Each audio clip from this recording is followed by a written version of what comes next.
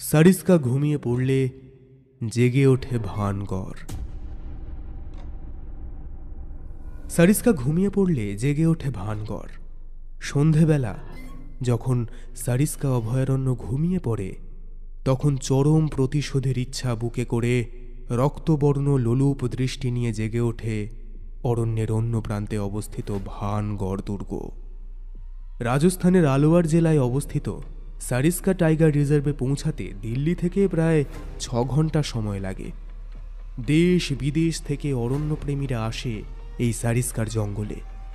পাহাড়, জঙ্গল আর তৃণভূমি দিয়ে ঘেরা গা ছমছম করা সারিস্কার জঙ্গলে বন্যপ্রেমীরা আসে হায়না, বুনো বেড়াল, শিয়াল, চিতল হরিণ, সম্বর, নীলগাই এসব সহ বুনো শুয়োর, বানর, টিয়া, মাছরাঙা, কাঠঠোকরা, ময়ূর, ভারতীয় লেপার্ড ইত্যাদি দেখতে। তবে সারিস্কা অভয়ারণ্যের মূল আকর্ষণ হচ্ছে রয়্যাল বেঙ্গল টাইগার। অর্থাৎ সারিস্কা অভয়ারণ্য হচ্ছে বাঘেরও বিচরণ ভূমি। কিন্তু এখানে বাঘের থেকে ভয়ঙ্কর হচ্ছে আরেক প্রান্তে অবস্থিত ভানগড় দুর্গ। কথায় আছে, যেখানে বাঘের ভয় সেখানেই সন্ধে হয়। কিন্তু এক্ষেত্রে সারিস্কা অভয়ারণ্যে এর কোনো প্রভাব পড়ে না। এখানে বাঘের ভয়ের থেকেও আরও অন্যরকম বীভৎস ভয়ের কারণ উপস্থিত আছে, আর সেটা হচ্ছে ভানগড় দুর্গের বিভীষিকা। সন্ধেবেলায় যখন অরণ্যের বাসিন্দারা ঘুমিয়ে পড়ে, তখনই জেগে ওঠে ভানগড়ের অশরীরী আত্মারা, যাদের দেহ নেই, সূক্ষ্মভাবে অবস্থান করে দুর্গের আনাচে কানাচে, যাদের দেখা যায় না, শুধুমাত্র উপস্থিতি অনুভব করা যায়। রাতের অন্ধকারে ভানগড় দুর্গে ঘটে চলে একের পর এক অতি প্রাকৃতিক ঘটনাবলী। ভানগড় দুর্গ হচ্ছে ভারতবর্ষ তথা পৃথিবীর মধ্যে অন্যতম ভয়ঙ্কর এবং কুখ্যাত ভুতুড়ে কেল্লা। যে কেল্লাকে ঘিরে আছে শুধু ভয় আর ভয়। সেই ভয়ের কোনো সীমা নেই। সারিস্কা টাইগার রিজার্ভের সীমান্তে অবস্থিত ভানগড় গ্রামের একদম কাছেই যে গ্রামটি অবস্থিত, তার নাম গোলাকাবাস। সূর্য ডোবার সাথে সাথেই এই গ্রামে নেমে আসে ভয়ঙ্কর নিস্তব্ধতা। এখানকার অধিবাসীরা সন্ধে হতেই একের পর এক তাদের ঘরের দরজা জানলা বন্ধ করে দিতে শুরু করে। কারণ নাকি সন্ধ্যের পর ভানগড় দুর্গের অশরীরীরা নেমে আসে রাস্তাতেও। কারণ তাদের উপদ্রব শুধু ভানগড় দুর্গ জুড়ে নয়, ভানগড় দুর্গের আশেপাশের এলাকা জুড়েও তাদের উপস্থিতির উপদ্রব অব্যাহত। কেউ যদি সন্ধেবেলা রাস্তা দিয়ে হাঁটে, তাহলে নাকি তার আশেপাশে অনেকেরই পায়ের শব্দ পাওয়া যায়, যদিও তাকালে কাউকেই দেখতে পাওয়া যায় না। আর তাই পারতপক্ষে স্থানীয়রা সন্ধ্যের পর আর বাড়ির বাইরে বের হয় না। অনেক সময় নাকি রাস্তা দিয়ে কেউ সাইকেল বা বাইক চালিয়ে গেলে হঠাৎ করেই রাস্তার মাঝে এসে কেউ লিফট চায়। এ যদি সাইকেল বা বাইকে বসানো হয়, তবে কিছুক্ষণ যাওয়ার পর আর তার অস্তিত্ব টের পাওয়া যায় না। এই রকম ঘটনা নাকি প্রায়শই ঘটে ভানগড় দুর্গের আশেপাশে। এই ভয়ঙ্কর ভুতুড়ে দুর্গের মধ্যে শুধুমাত্র দুর্গের প্রহরীরা নয়, স্থানীয় মানুষজনও পর্যটকদের জোর করে সূর্য ডোবার আগেই বের করে দেয়। গভীর রাতে নাকি কেল্লার ভেতর থেকে ঘুঙুরের ছমছম আওয়াজ পাওয়া যায়। গভীর রাতে কেল্লায় জেগে ওঠে নর্তকীদের প্রেতাত্মা। তারা তাদের উপস্থিতি জানান দেয় ঘুঙুরের ছমছম আওয়াজের মাধ্যমে। আজও নাকি দুর্গের ভেতর থেকে রাজকুমারী রত্নাবতী আর তান্ত্রিক সিংহিয়ার হাহাকার ধ্বনি শোনা যায়।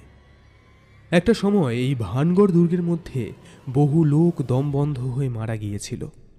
তাদের অতৃপ্ত আত্মারাও নাকি ঘুরে বেড়ায় দুর্গের আনাচে কানাচে। দিনের বেলাতেও পর্যটকরা যখন এই ভানগড় দুর্গের মধ্যে ঢোকে, তখনও নাকি তাদের কারোর কারোর গা ছমছম করে। দিনের বেলাতেও কখনো কখনো তাদের মনে হয় নুপুর পায়ে কেউ যেন তার পাশ দিয়ে হেঁটে গেল, অথবা ঘোড়ার গাড়ির আওয়াজ এসে থামল দুর্গের সামনে। দুর্গের ভেতর ঘুরতে ঘুরতে হঠাৎ হঠাৎ মনে হয় কেউ যেন পেছন থেকে চেপে ধরেছে, কেউ যেন ফিস ফিস করে কিছু বলতে চাইছে তার কানের পাশে মুখ দিয়ে। আবার হঠাৎ করেই কোনো অবয়ব এক কোণা থেকে অন্য কোণায় সরে যায়, যে অবয়বগুলোর আকৃতি প্রায় সিলিং ছোঁয়া। আর এই রকমের অস্বাভাবিক অশরীরী উপস্থিতি টের পেলে সাধারণ মানুষ ভয় তো পাবেই, আর সেটাই স্বাভাবিক। তবে আরও একটি আশ্চর্যজনক ব্যাপার এই ভানগড় জুড়ে দেখতে পাওয়া যায়। এখনও অবধি ভানগড়ে কিছু সংখ্যক বসতি দেখতে পাওয়া যায়, কিন্তু আশ্চর্যের ব্যাপার এটাই যে সেই বসতির বেশিরভাগ বাড়িগুলোর চারিদিকে দেওয়াল থাকলেও মাথায় কোনো ছাদ নেই। কিন্তু এরকম ঘটনা ঘটার কারণ কি? ভানগড়ের বাসিন্দারা নাকি আজও মাথার ওপর ছাদ বানাতে ভয় পায়, ছাদ ভেঙে পড়ার ভয়। তারা বিশ্বাস করে ছাদ বানালেই সেই ছাদ ভেঙে পড়বে কোনো অজ্ঞাত ভৌতিক কারণে, অথবা ছাদের চাল উড়ে যেতে পারে অশরীরীদের তাণ্ডবে। ভানগড় গ্রামে নাকি ছাদ টেকে না।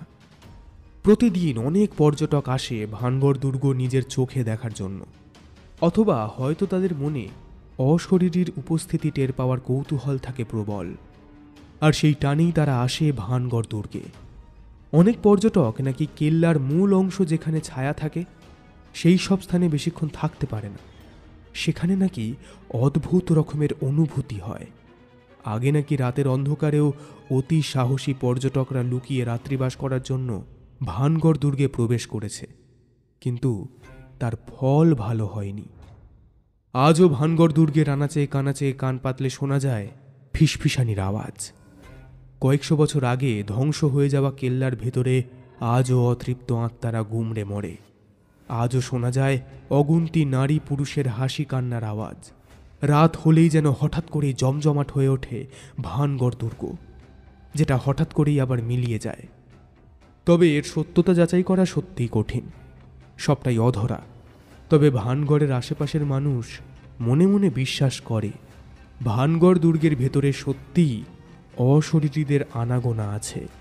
আমরা যারা ভূতে বিশ্বাস করি না তারা ভাবি যাদের মন দুর্বল তারা ভূতের অস্তিত্ব টের পায়।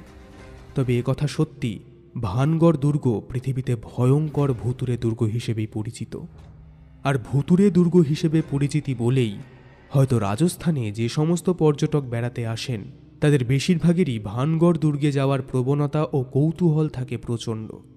ভানগড় দুর্গে নির্দেশ দেওয়া আছে সূর্য ডোবার পর থেকে সূর্য ওঠার আগে পর্যন্ত ওখানে প্রবেশ করা যাবে না।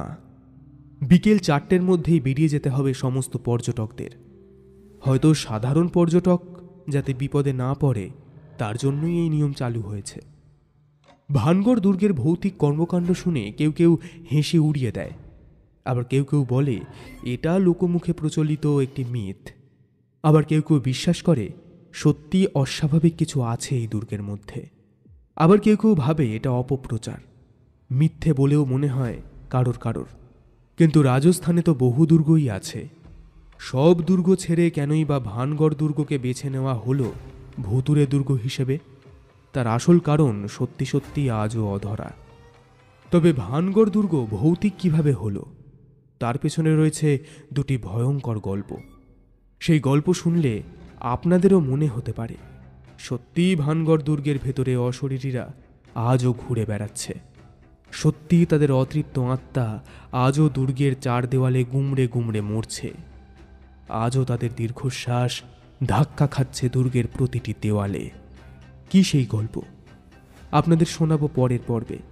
সঙ্গে থাকুন, শুনতে থাকুন ভানগড় রহস্য।